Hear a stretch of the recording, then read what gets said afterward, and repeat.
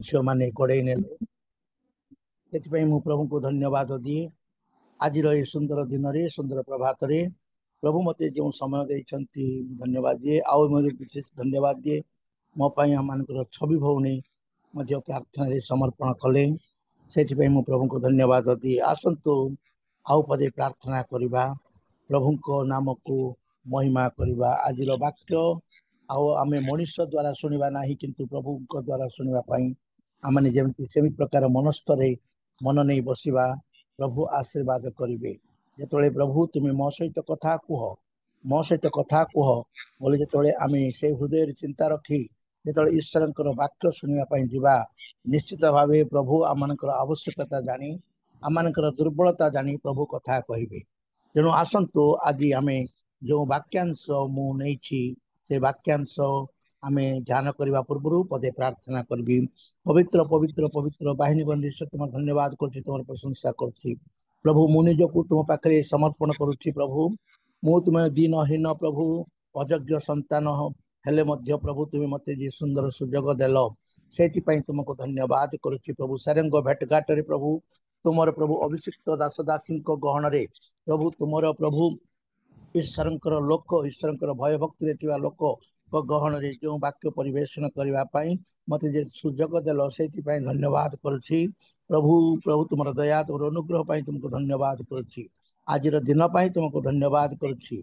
आज प्रभु तुम्हें जो वाक्य तुम्हें प्रभु आमे माने समस्ते श्रवण करने को जीवु तुम्हें आम मान सहित कथा कह तुम अभिषेक द्वारा प्रभु मो मुहरु से वाक्य निर्गत होगापाई तुम्हें साहाय्य कर। जेणु आम माने से वाक्य द्वारा आम माने जेमती प्रभु उत्साह जनित हो पारिबु आम माने जेमती संशोधित हो पारिबु तुम्हें आम मान को साहाय्य कर। प्रार्थना करवा अनुसार प्रभु तुम्हें आम मान सहित कथा कुह से वाक्य द्वारा जेमती आमे प्रभु निजर जीवन को आमे परिवर्तन करि पारिबु तुम्हें आशीर्वाद कर। प्रभु तुम दया तुम अनुग्रह पाई तुमको धन्यवाद करुच्ची। आज जेते प्रभु ईश्वर लोक माने आज युक्त होती समस्त को तुम्हें नामे नामे आशीर्वाद कर। प्रार्थना दयाल यीशु नाम रे मागिली शुण ग्रहण कर पिता आमेन आमेन। प्रिय प्रभुंकर लोक माने आउ थे मु सारंग भेटघाट समस्त कार्यकर्ता प्रभुंकर अभिषिक्त दास दासी समस्त को मध्य मोर हृदयपूर्वक ख्रीष्टीय नमस्कार जनाए। समस्त को मध्य प्रेज लॉर्ड। आज सुंदर दिन रे प्रभु मते देइथिबा सुंदर प्रभात रे प्रभु मते आकस्मिक भावे आ प्रभुंकर इच्छा अनुसार प्रभुंकर योजना अनुसार आ प्रभु मते जो समय देले से तुमको प्रभु को धन्यवाद करे। आउ सारंग भेटघाट प्रति दिन कृतज्ञ। प्रभु आसतु आम ईश्वर वाक्य देखा आईब तार 34 अध्याय 10 रु 12 पद आज वाक्यांश आम पढ़ा आउ से वाक्यांश रु आम जीवन रे आमे से वाक्यर सारांश बुझी प्रभु आम को जमती परिवर्तन होगा साहाय्य करेंगे। आम जीवन रे ईश्वर आशीर्वाद पाइबा आम जमी फलप्रद हो पार प्रार्थना करवा। आसतु पढ़ा से वाक्य जदि मो मो पाई जदि के जदि वाक्य पढ़वे साहाय्य करेंगे परे मते साहाय्य करेंगे मु कृतज्ञ हेबी। आसतु आम प्रथम वाक्य मु पढ़ी प्रभुंकर महिमा करवा। हालेलुया। हे बुद्धिमान लोके मो कथा शुण परमेश्वर जे दुष्कर्म करेंगे यह तांको ठारू दूरे थाउ और सर्वशक्तिमान जे अधर्म करेंगे यह तांको ठारू दूरे थाउ। मनुष्य कर्म अनुसार से ताहाकु फल देवे और प्रत्येक लोकंकु ताहार आचरण प्रमाणे फल भोग कराइबे। निश्चय परमेश्वर दुष्टाचरण करिबे नाही सर्वशक्तिमान विचार विपरीत करिबे नाही। प्रिय प्रभु लोक माने आज जे वाक्यांश मुने आसी अछि we believe the God of justice. आमे माने न्यायवान ईश्वर को विश्वास करू जो ईश्वर आम को न्याय करिथांते से ईश्वर को आम विश्वास करू। We are serving the God of sovereignty. सार्वभौम्य ईश्वर को आम सेवा करू। We are believing the God of justice. We are worshiping the God of sovereignty. And we are trusting the God of love and the God of what? Giving the judgment. Hallelujah. ଆମମାନେ ଈଶ୍ୱରଙ୍କର ଯେ ଆମମାନେ ବିଚାର ମଧ୍ୟ କରିବା ଈଶ୍ୱରଙ୍କୁ ମଧ୍ୟ ଆମେ ବିଶ୍ୱାସ କରୁଅଛୁ, ଭରସା କରୁଅଛୁ। ବିଲିଭିଂ, worshiping, trusting, serving। ପ୍ରିୟ ପ୍ରଭୁଙ୍କ ଲୋକମାନେ, ଆଜି ଆମମାନେ ଯେଉଁ ବାକ୍ୟାଂଶ ପଢୁଛୁ, ଯେଉଁ ବାକ୍ୟାଂଶ ଆମମାନେ ଧ୍ୟାନ କରିବୁ, ବହୁ ସମୟରେ ଆମମାନଙ୍କ ଜୀବନରେ ଈଶ୍ୱର ନ୍ୟାୟକର୍ତ୍ତା, ଈଶ୍ୱରଙ୍କର ପାଖରେ କୌଣସି ପ୍ରକାର ଅନ୍ୟାୟ ନାହିଁ। ଈଶ୍ୱର କେବେ ହେଲେ ମଧ୍ୟ କାହାର ପକ୍ଷପାତ କରିବେ ନାହିଁ। ଈଶ୍ୱର କାହାକୁ ମୁଖ ଦେଖି ନ୍ୟାୟ କରିବେ ନାହିଁ। ଈଶ୍ୱର କାହା ଜୀବନରେ ଅନ୍ୟାୟ କରିବେ ନାହିଁ। ତେଣୁ ଏଠି ଆଇବଙ୍କ ସମ୍ବନ୍ଧରେ ଏଇ କଥା କୁହାଯାଇଛି। ତାଙ୍କର 3 ଜଣ ବନ୍ଧୁଙ୍କ ମଧ୍ୟରୁ ଜଣେ ବନ୍ଧୁ ଆସି, ତାର ପୃଷ୍ଠଭୂମି ଯଦି ଆମେ ଦେଖିବା, ଆଇବ ଯେତେବେଳେ ଦୁଃଖରେ ରହିଥିଲେ, ସମସ୍ୟାରେ ରହିଥିଲେ, ବିପଦରେ ରହିଥିଲେ, ଦୁଃଖାକ୍ରାନ୍ତ ଅବସ୍ଥାରେ ରହିଥିଲେ, 3 ଜଣ ବନ୍ଧୁଙ୍କ ମଧ୍ୟରୁ ଜଣେ ବନ୍ଧୁ ଆସି ଏଲିହୁ ବନେ ଜଣେ ବନ୍ଧୁ ଆସି ଆଇବଙ୍କୁ ସେ ପରାମର୍ଶ ଦଉଛନ୍ତି। ଏଲିହୁ କହୁଛନ୍ତି ଆଇବଙ୍କ ସମ୍ବନ୍ଧରେ, ହେ ବୁଦ୍ଧିମାନ ଲୋକେ, ମୋ କଥା ଶୁଣ। ପରମେଶ୍ୱର ଯେ ଦୁଷ୍କର୍ମ କରିବେ, ଏ ଆଇବଙ୍କ ସମ୍ବନ୍ଧରେ କହି ସର୍ବସାଧାରଣକୁ ଏଠି କୁହାଯାଉଛି, ଲୋକେ ବୋଲି କୁହାଯାଉଛି। ଦେଖନ୍ତୁ ସେଠି, ହେ ବୁଦ୍ଧିମାନ ଲୋକେ, ଅର୍ଥାତ୍ ଆଇବଙ୍କ ସମ୍ବନ୍ଧରେ କହି ସେ ଆମମାନଙ୍କୁ ମଧ୍ୟ ସ୍ପର୍ଶ କରୁଛନ୍ତି। ହେ ବୁଦ୍ଧିମାନ ଲୋକେ, ମୋ କଥା ଶୁଣ। ପରମେଶ୍ୱର ଯେ ଦୁଷ୍କର୍ମ କରିବେ, ଏହା ତାହାଙ୍କ ଠାରୁ ଦୂରେ ଥାଉ। ପରମେଶ୍ୱର ଆଉ ତାପରେ କହୁଛନ୍ତି, ହେ ସର୍ବଶକ୍ତିମାନ ଯେ ଓ ସର୍ବଶକ୍ତିମାନ ଯେ ଅଧର୍ମ କରିବେ, ଏହା ତାଙ୍କ ଠାରେ ଦୂରେ ଥାଉ। ମନୁଷ୍ୟ କର୍ମ ଅନୁସାରେ ସେ ତାହାକୁ ଫଳ ଦେବେ। ବହୁ ସମୟରେ ପ୍ରିୟ ପ୍ରଭୁଙ୍କ ଲୋକମାନେ, ଆମମାନେ ଆଇବଙ୍କ ଭଳି ଦୁଃଖ ଭୋଗ କରିବା ସମୟରେ ଆମମାନେ ମଧ୍ୟ ଭାଙ୍ଗି ପଡୁ। ବହୁ ସମୟରେ ଆଇବ ମଧ୍ୟ ଭାଙ୍ଗି ପଡି, ଏଇ ଭାଙ୍ଗି ପଡିବା ଦ୍ୱାରା ଆଇବ ଈଶ୍ୱରଙ୍କ ବିରୁଦ୍ଧରେ, ବ୍ୟକ୍ତିଗତ ଜୀବନରେ ଆଇବ କୌଣସି ପାପ କରିନାହାନ୍ତି। ସେ ପାପର କାରଣ ତାଙ୍କୁ ଶାସ୍ତି ଆସିନାହିଁ। ଶୈତାନ ଚ୍ୟାଲେଞ୍ଜ କରିବା ଦ୍ୱାରା ଈଶ୍ୱର ତାଙ୍କୁ ଦୁଃଖ ଭୋଗ କରିବାକୁ କରେଇଥିଲେ। କିନ୍ତୁ ଯେ ଦୁଃଖ ଭୋଗ ସମୟରେ, ବହୁ ସମୟରେ ଆଇବ ତାଙ୍କ ଜୀବନ ଦୁଃଖ ଭୋଗ ସମୟରେ ସେ ମ୍ରିୟମାଣ ହୋଇ ପଡିଥିଲେ, ଭାଙ୍ଗି ପଡିଥିଲେ, ବିତୃଷ୍ଣା ଭାବ ପ୍ରକାଶ କରିଥିଲେ। ତାପରେ ତାଙ୍କ ଜନ୍ମକୁ ନେଇକି ସେ କଣ କରିଥିଲେ? ସେ ଦୁଃଖ କରିଥିଲେ, ପ୍ରଭୁ ମୋତେ କାହିଁକି ତମେ ଜନ୍ମ ଦେଲ? ମତେ ଯଦି ମୋର ମାତୃ ଗର୍ଭରେ ଯଦି ମାରି ଯାଇଥାନ୍ତ ତାହେଲେ ଭଲ ଥିଲା। ମୁଁ କାହିଁକି ମତେ ଜନ୍ମ ଦେଲ? ଏ ଦୁଃଖ ଭୋଗ କରିବାକୁ କି ମତେ ଜନ୍ମ ଦେଲ ବୋଲି ଇନଡାଇରେକ୍ଟ ଭାବେ ଈଶ୍ୱରଙ୍କର ବିରୁଦ୍ଧାଚରଣ କଥା ବା ଈଶ୍ୱରଙ୍କୁ କ୍ୱେଶ୍ଚିନ୍ କରନ୍ତି। ପ୍ରିୟ ପ୍ରଭୁଙ୍କ ଲୋକମାନେ, ଆମମାନଙ୍କର ଈଶ୍ୱର ହଉଛନ୍ତି ସାର୍ବଭୌମ୍ୟ ଈଶ୍ୱର, ସର୍ବଜ୍ଞାନୀ ଈଶ୍ୱର। ଆମମାନଙ୍କର ଈଶ୍ୱର ସର୍ବଜ୍ଞ ଈଶ୍ୱର, ସେ ସମସ୍ତ ବିଷୟ ଜାଣନ୍ତି। ପ୍ରଭୁ ଏଇ ସମୟରେ ସେ ସର୍ବଜ୍ଞ ଈଶ୍ୱରଙ୍କ ବିରୁଦ୍ଧରେ ସେ କଣ କରିଛନ୍ତି? କ୍ୱେଶ୍ଚିନ୍ କରିଛନ୍ତି, ପ୍ରଭୁ ମତେ କାହିଁକି ତମେ ଜନ୍ମ ଦେଲ? ପ୍ରଭୁ ଯଦି ଜନ୍ମ ଦେଇଛନ୍ତି, ସେ ଆମମାନଙ୍କୁ କଣ ଜାଣିନାହାନ୍ତି କି? ସେ ଆମମାନଙ୍କୁ ଜାଣିଛନ୍ତି। ଆମମାନେ ପ୍ରଶ୍ନ କରିବା ଅର୍ଥ ଆମମାନଙ୍କର ମୂର୍ଖାମି। ପ୍ରିୟ ପ୍ରଭୁଙ୍କ ଲୋକମାନେ, ଈଶ୍ୱରଙ୍କର ସାର୍ବଭୌମ୍ୟ କ୍ଷମତା ଉପରେ ତାଙ୍କର ଗୋଟେ ସନ୍ଦେହ ଥିଲା।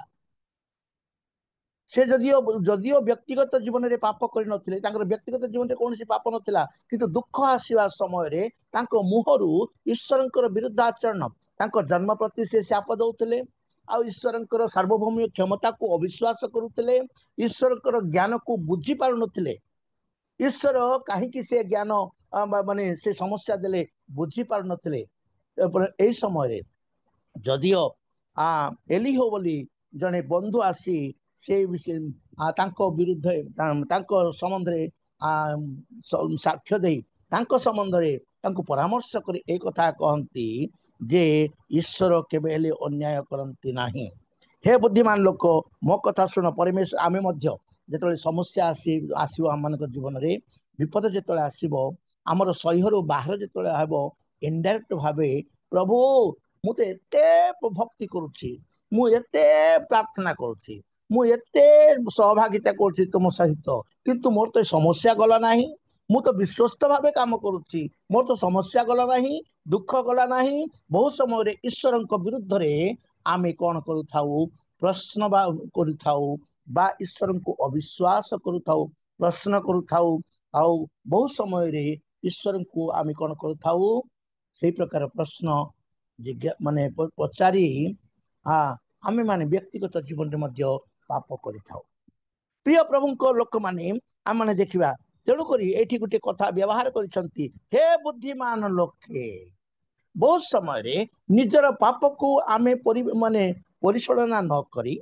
निजर पाप को आमे आमे परीक्षा न करी आमे अनेक समय ईश्वर को दोषारोप देउथाऊ सेटा जदियो आईबंक जीवन रे सेटा आईबंक जीवन पाई सेटा यथार्थ नथिला किंतु आम मानक जीवन रे यथार्थ बहुत समय दुख आसीबार कारण आमे न बुझी न सुझी इनडायरेक्ट भावे समस्त ईश्वर को दोषारोप करूथाऊ इनडायरेक्ट भावे लोक को दोषारोप करूथाऊ इनडायरेक्ट भावे परिवेश को दोषारोप करूथाऊ मु तो भल प्रार्थना करूथाए मु तो भल विश्वासी मु तो भल ज्ञानी मु तो भल भक्त भक्त किंतु मो जीवन रे एही सब समस्या काहे आसिला मु तो कौन सी विषय रे मु ईश्वर पाखे उणा पड़ी नाही निजको निजे आमे चिंता करिथाऊ मु कौन सी विषय रे उणा पड़ी नाही काहे समस्या मो जीवन रे प्रभु नहीं आसिले बहुत समय रे आमे ईश्वर को प्रश्न पचारो हे बुद्धिमान लोक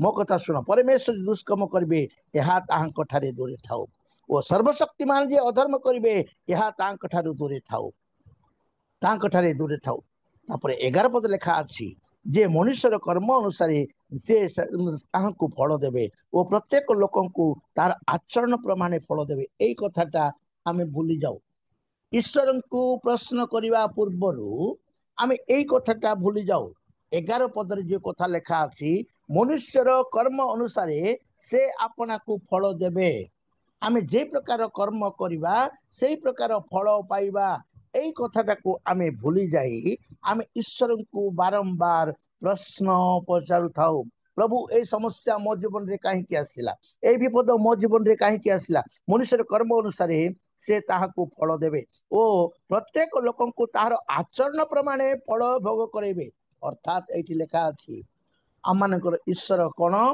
फलदायक ईश्वर आमानकर ईश्वर सर्वद्रष्टा he is El Roi God he is El Roi आमानकर जीवन को से देखंती आमानकर परिस्थिति को से देखंती आमानकर परिस्थिति देखी से विचार करंती ही द गॉड ऑफ जस्टिस से अन्याय करिवे नाही लेखा अछि मनुष्य से माने सर्वशक्तिमान केवल मध्य अधर्म करिवे नाही जदि से अधर्म करिथांते से ईश्वर होई न थांते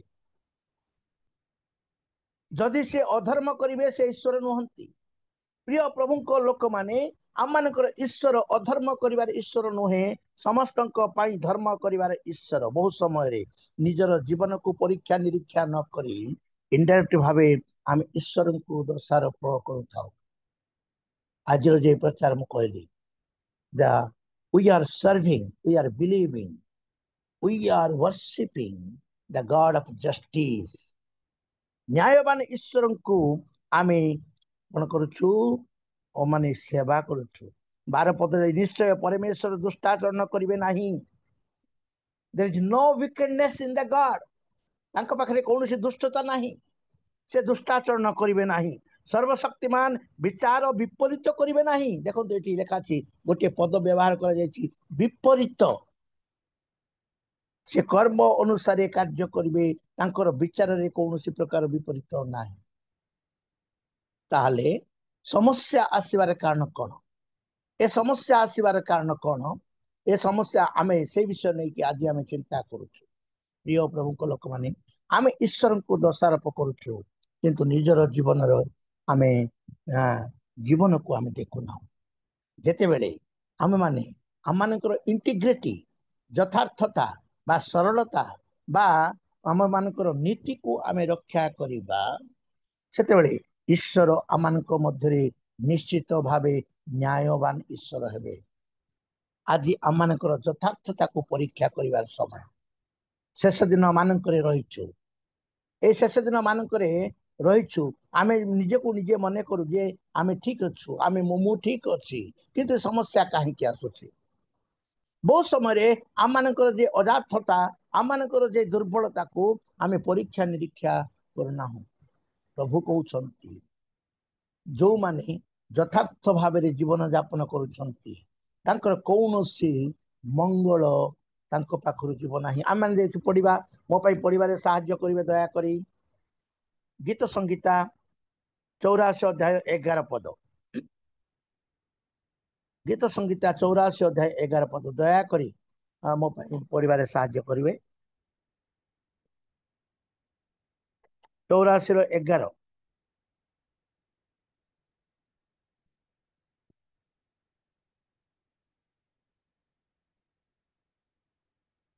ବାହାର କଲେ କି ଆଜ୍ଞା? ସେଠି ଲେଖା ଅଛି ସଦାପ୍ରଭୁ, କାରଣ ସଦାପ୍ରଭୁ ପରମେଶ୍ୱର ସୂର୍ଯ୍ୟ ଓ ଢାଳ ଅଟନ୍ତି। ସଦାପ୍ରଭୁ ଅନୁଗ୍ରହ ଓ ଗୌରବ ଦେବେ। ସେ ସରଳଚାରୀ ମାନଙ୍କ ଠାରୁ କୌଣସି ମଙ୍ଗଳ ବିଷୟ ଅଟକାଇବେ ନାହିଁ। ହାଲେଲୁୟା। ଏଠି ଲେଖା ଅଛି ସେ ସରଳଚାରୀ ମାନଙ୍କ ଠାରୁ, ସେ ସରଳାଚାରୀ ମାନଙ୍କ ଠାରୁ କୌଣସି ମଙ୍ଗଳ ବିଷୟ ଅଟକାଇବେ ନାହିଁ। ଆମେ ଯେତେବେଳେ ଆମର ଇଣ୍ଟିଗ୍ରିଟି, ସରଳାଚାରୀ ଅର୍ଥ we must be the integrated, we must to keep our integrity. integrity ମାନେ ସରଳାଚାରୀ ବା ଆମମାନଙ୍କର କଣ କହୁଛନ୍ତି ଯଥାର୍ଥତା। ଯୋଉମାନେ ଯଥାର୍ଥ ଭାବେ ଜୀବନ ଯାପନ କରୁଛନ୍ତି, ଧାର୍ମିକ ଭାବରେ ଜୀବନ ଯାପନ କରୁଛନ୍ତି, ସରଳାଚାରୀ ମାନଙ୍କୁ କୌଣସି ମଙ୍ଗଳ ବିଷୟ ସେ ଅଟକାଇବେ ନାହିଁ। ଆମମାନଙ୍କୁ ସେ କେବେ ହେଲେ ଅନ୍ୟାୟ କରିବେ ନାହିଁ।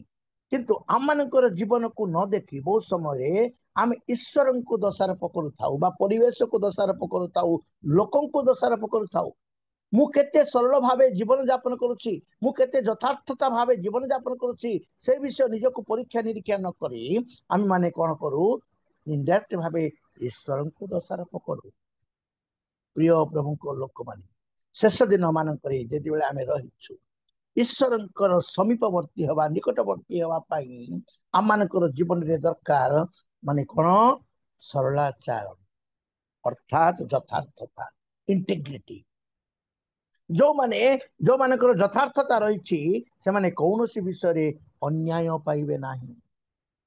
ଆମେ ଯଦି ଦେଖିବା ହିତୋପଦେଶ ତାର 10 ଅଧ୍ୟାୟ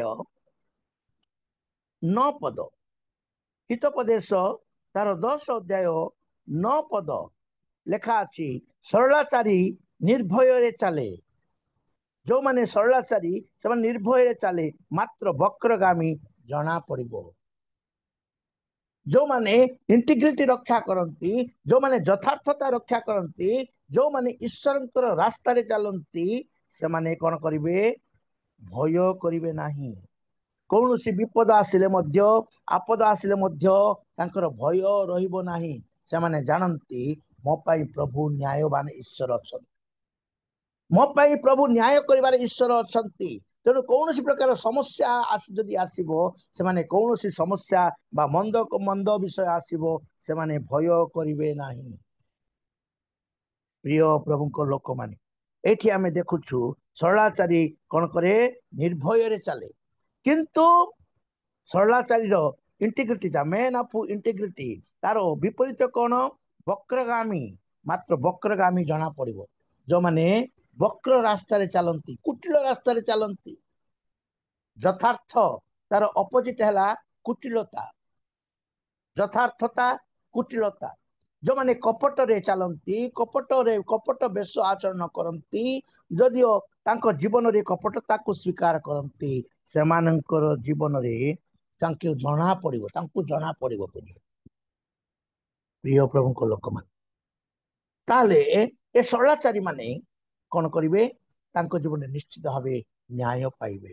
आम मानकर ईश्वर सर्वद्रष्टा ईश्वर he is all knowing God he is omniscient God से समस्त प्रकार ज्ञात ईश्वर सर्वज्ञ ईश्वर आम मानकर ईश्वर होचंती सर्वशक्तिमान ईश्वर से सर्वशक्तिमान ईश्वर ऑलमाइटी गॉड प्रिय प्रभु को लोक माने आउ ईश्वर के पाखरे आमे कौन विषय फांकी दबा नहीं आम विषय जो समस्या आसो कौन परिवेश समस्या जदि आसो आम परिस्थिति को देखि ईश्वर पाखरे नत होगा दरकार किंतु बहुत समय आम प्रभु कहीं मो जीवन यहाँ मुझे एत कि कम कहीं मैं बारंबार मु निजक निजे परीक्षा न करी आम ईश्वर को दोषारोप कर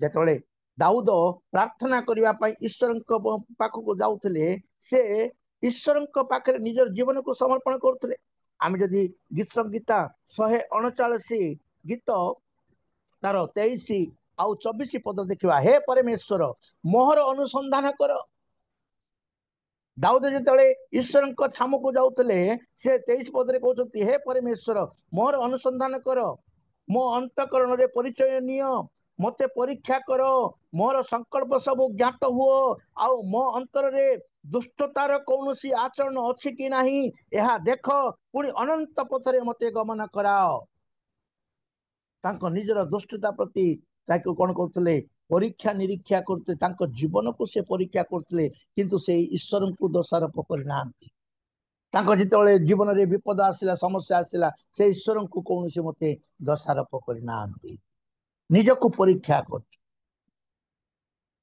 किंतु आम मान जीवन रे जो समस्या आसे आम मैंने कौन करुछु कहीं प्रभु मो जीवन रे घटला कहीं आसला ये तो आसवा को मु तो एते भक्ति करुछि तुम पाखरे एते विश्वास रे जीवन यापन करुछि एते प्रार्थनाशील व्यक्ति मोर पवित्रता तो कौन सी लोप होई नाही निजको निजे आमे सेटा चिंता करी ईश्वर को दोषारोप करू प्रिय प्रभु को किंतु आम जो प्रार्थनार डेरी हो जाए आम जो विषय नहीं कि प्रार्थना करुछु से प्रार्थना जो उत्तर पाऊना इनडायरेक्ट भावे ईश्वर को आम माने कौन करू दोषारोप करू हितोपदेश 11 अध्याय 3 पद 11 अध्याय 3 पद रे आमे देखिबा 3 पद रे सरलाचारी मानकर सरलता सेमानंको पथ देखाइबो मात्र विश्वासघातक मानकर कुटिल आचरण सेमानंको नाश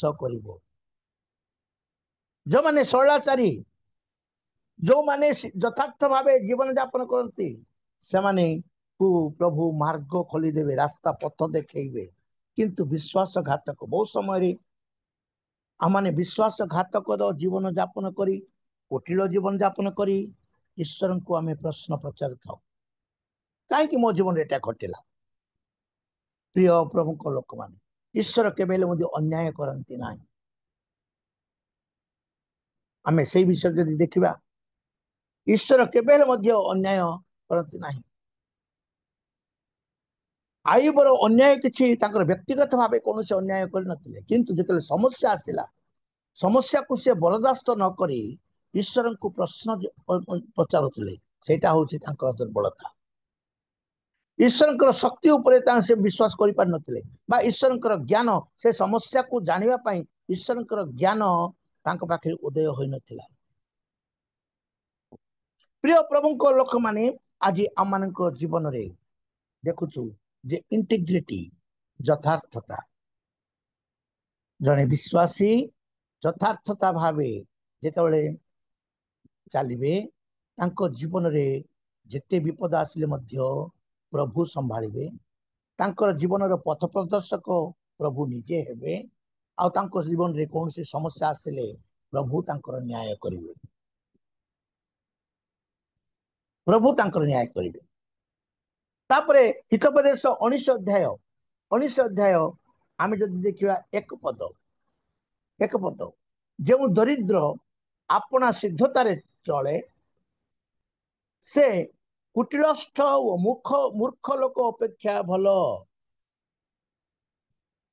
दरिद्र लोक इंटीग्रिटी सरलतार आ गोटे अर्थ है सिद्धता सरलतार आउ गोटे अर्थ है जो दरिद्र सिद्धतार चले प्रत्येक विश्वासी जीवन में मु केते सिद्ध भाव जीवन यापन करुच्ची निजक पर्यवेक्षण करने दरकार जो माने सिद्धतार चलती कुटिल मार्ग को से माने ग्रहण करेंगे ना तापारे कौन प्रकार कुटिलता नथी 20 अध्याय 7 पद हितोपदेश 20 अध्याय 7 पद रे लेखा जाइछि जो धार्मिक लोक आपण सरलतार आचरण करे ताहा उत्तारे ताहार संतान गण धन्य हुअन्ति मोर यथार्थता मोर संतान माननकु आशीर्वाद नहीं आसीबो मु जेतेबेले यथार्थ भावे चलिबी मोर परिवार को से आशीर्वाद नहीं आसीबो मोर पुओ झियो माने आशीर्वाद प्राप्त हेबे जो धार्मिक लोक अपना सरलतार आचरण करे ताहा उत्तारे तांको परे ताहार संतान गण धन्य हुअन्ति आशीर्वाद प्राप्त हुअन्ति प्रिय प्रभु लोक माने आमे केते परिमाण रे आमानकर यथार्थता रक्षा करि पारिछु जदि आमानकर यथार्थता रक्षा करि पारि ना हो ताहले प्रभु कहउचंती तांकर कर्म अनुसार मु तांको प्रतिफल देबी प्रभु केवल अन्याय करिवे नाही किंतु आमानकर कर्म अनुसार से आमानको प्रतिफल देबे यथार्थता सही समय जेतले समस्या आसीबो विपद आसीबो सही समय आमानकर यथार्थता सरलता सिद्धता पवित्रता आमाने परीक्षा करिवा आवश्यक हितोपदेश 28 अध्याय तार 6 पद एटी एमती लेखा अछि द्विपथगामी कुटिल लोक धनी हेले हैं ताहा अपेक्षा अपना सिद्धतारे गमनकारी दरिद्र लोक भल जो माने यथार्थ भावे जीवन यापन करछंती से माने दी मना हेबे नाही द्विपथगामी हेबे नाही कुटिल लोक हेबे नाही जाको जीवन यथार्थता अछि मते जगत दरकार ईश्वर मध्य दरकार मु जगत रे रहिबी ईश्वर मध्य मते दरकार जागतिकतारे मु रहिबी ईश्वरकर आशीर्वाद मु पाइबी प्रिय प्रभु लोक माने ईश्वर आमानकर जीवन को देखंती आमानकर चालीचलन को देखंती आमे कि भावे जीवन यापन करूछु देखंती से अनुसार से मंद दियो माने से हमको द्विपथगामी कुटिल लोक धनी हेले हैं ता अपेक्षा सिद्धतारे गमनकारी लोक भल सिद्धतारे जेमी मु चालुबी प्रभु मते आशीर्वाद करिवे प्रभु आम को आशीर्वाद करिवे प्रिय प्रभु लोक माने गीत संगीता 25 अध्याय गीत संगीता 25 अध्याय रे आमे जदि देखिबा तार 21 पद 25 अध्याय 21 पद लेखा अछि सिद्धता और सरलता मते रक्षा करू आमान को किए रक्षा करिवो आमानकर धन संपत्ति नाही आज्ञा आमानकर ज्ञान हमको रक्षा करि परिबो नाही आमानकर लोक बळ मनुष्य बळ आमान को रक्षा करि परिबो नाही आमानकर सिद्धता और सरलता आमान को रक्षा करिवो लेखा अछि दाऊद कहउचंती सिद्धता और सरलता मते रक्षा करू कारण मु तुमर अनुसरण करे सरलाचारी माने सिद्ध पुरुष माने स्त्री माने ईश्वरंकर अनुसरण करंती सब समय रे ईश्वरंकर अनुसरण करंती प्रिय प्रभु लोक 22 पद लेखा अछि हे परमेश्वर इस्राएल को तार समस्त संकट रु मुक्त कर प्रिय प्रभु लोक माने जेते संकट आसिले मध्य यथार्थता मो पाखरे जदि रहिथिबो प्रभु मते समस्त संकट रु उद्धार करिवे जदि मोर यथार्थता को मु परीक्षा न करी मु इनडायरेक्ट भावे ईश्वर को मु दोषारोप करुछि परिस्थिति को दोषारोप करुछि परिवेश को दोषारोप करुछि, लोकन को दोषारोप करुछि। तापरे गीत संगीता 7 अध्याय 8 पद, गीत संगीता 7 अध्याय 8 पद रे लेखा अछि, सदा प्रभु गोष्ठी मानकर प्रति विचार साधन करती। हे सदा प्रभु मोर धर्म मोर आंतरिक माने सरलता अनुसार मोर विचार कर। देखंतु केते निर्भय भावे कहउचंती दाऊद, मोर आंतरिक सरलता अनुसार मते तमे विचार कर। से केते सिद्ध थे प्रभु को पाखरे, केते सिद्धता आचरण करते, मोर पवित्रता अनुसार तुम मते विचार कर। प्रिय प्रभु को लोक माने ईश्वर को हाथ रे छाड़ी देली, ईश्वर को पाखरे समर्पण हेले, किंतु तांको प्रश्न पचारिले नहीं। बहुत समय समस्या जते आसे आमे ईश्वर को पाखरे समर्पित हवा छाड़ी देई, ईश्वर के पाखरे निजर जीवन को समर्पण करवा छाड़ी देई ईश्वर को प्रश्न पचार थाउ। ईश्वर शक्ति को आमे अविश्वास करि थाउ। आमे माने बुझी पारु ना हो समस्या काहे की आसिला, ए समस्या आसबार कारण कौन? निश्चित भाव ईश्वर दायी नुहंते, से समस्या आसवा पई मो ही दायी। किंतु मोर मु जे दायी सेटा को भूली जाई ईश्वर को दोषारोप करुछि।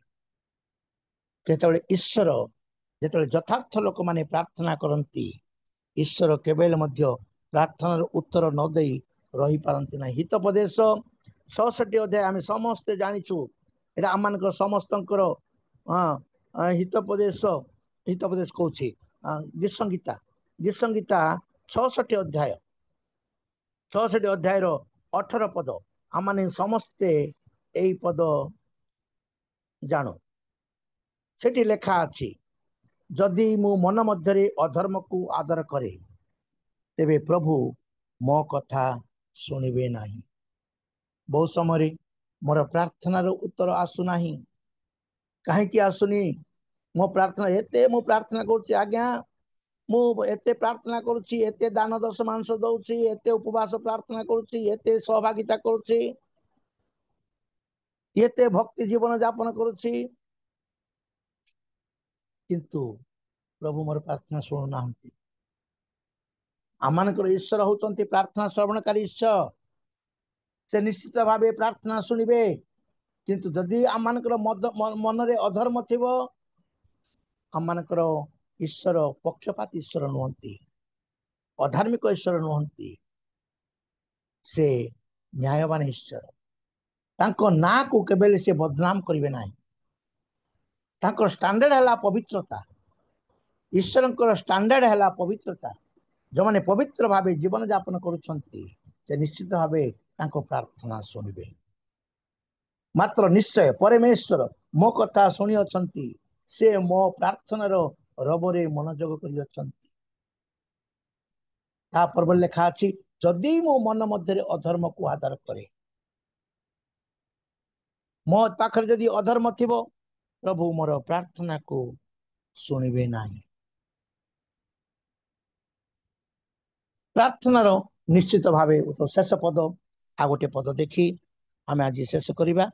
तो यही लेखा अछि हितोपदेश 28 अध्याय 20 पद, 28 अध्याय 20 पद सेठी लेखा अछि। 20 पद रे लेखा अछि,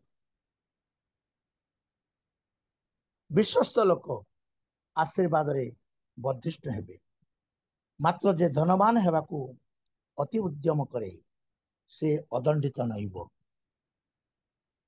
तेणु प्रिय प्रभु को लोक माने जदि आमे विश्वस्त भावे जीवन यापन करिबा, यथार्थ भावे जीवन यापन करिबा, सरल भावे जीवन यापन करिबा, ईश्वरंकर वाक्य अनुसार जीवन यापन करिबा, ईश्वरंकर आज्ञा बहबा, ईश्वर को संतुष्ट करि परिबा, ईश्वरंकर शक्ति उपरे भरोसा करिबा, ईश्वरंकर ज्ञान को आमे बुझिया पई चेष्टा करिबा, सेते बेले प्रभु आमान को कौन करिवे?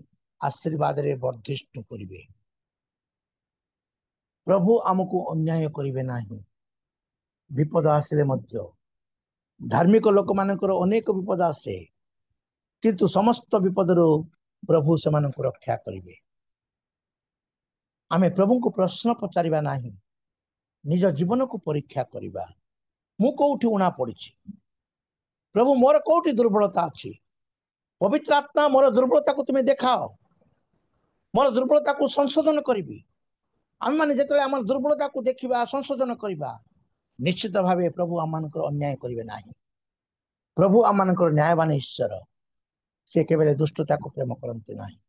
प्रभु ये वाक्य द्वारा आम समस्त को आशीर्वाद प्रदान करते। आमेन। प्रभु दास को माने सेरंग भेटघाट तरफ धन्यवाद ज्ञापन करूँ। प्रभु दास आम को आज वाक्य देकी आम को उत्तम भाव में उत्साहित करिसेंती। आम जीवन रे जिते बड़े विभिन्न प्रकार समस्या आसे, अनेक समय आम निजे निजको न देखी अनेक समय परमेश्वर को आउ दोषारोप करिथाउ कि नतुबा आरोप करिथाउ, किंतु निज विषय रे आम सावधान हेबा एवं जे आम जो सरल हो तेबे प्रभु आम जीवन रे कि प्रकार भाव आउ सिद्धता आड़ को प्रभु कढ़ई नियंती से विषय रे आम को प्रभु दास प्रांजल भाव में शिक्षा देइतिबा जोगु आमने सेरंग भेटघाट जूम तरफ करू प्रभुकर दास को आमने धन्यवाद ज्ञापन करुचु। प्रभु तांको दास को आहुरी आहुरी शक्तियुक्त करी तांकर गौरव प्रशंसा महिमा निमंते आहुरी व्यवहार करंतु। आसंतु आमने प्रभु दास निमंते तांको सेवा कार्य निमंते आज आमकर ईशांजलि सिंह एवं निखिल से माने आमान को वाक्य अध्ययन एवं आराधना रे कड़े नहीं सेमान को निमंते एवं जो माने आज आमान को सक्रिय भाव में अंशग्रहण करी साहाय्य कले सेमान को निमंते आमे प्रार्थना करिबा। आमान को मध्य रे प्रभुकर प्रिय दास अंजन जेना महाशय अछंती, तांको मु प्रभु यीशु ख्रीष्टଙ୍କ मधुमय नाम रे स्वागत जनाए। से अनम्यूट करिवे एवं से प्रार्थना रे आमान को आगु को कढै नउथु। आज्ञा praise the Lord. Praise the Lord. आज्ञा आसंतु हम मान प्रार्थना करिवा। धन्यवाद गौरव प्रशंसा महिमा तुम्हारी महान नाम को अति धन्यवाद ये प्रभु जीशु। ए सुंदर प्रातः दिन प्रभु जीशु आप माने जेते जन प्रभु तुम्हारी सेरंग भेटघाट जूम रे प्रभु उपस्थित हे अछु प्रभु आम मान को आशीर्वाद करो एवं प्रभु जीशु आपा आज प्रभु सुमधुर वाक्य प्रभु जीशु आपा दास प्रभु को कड़े नेले प्रभु आम जीवन रे प्रभु तुम्हें कथा कह पुनि प्रार्थना करूँ प्रभु जीशु आपा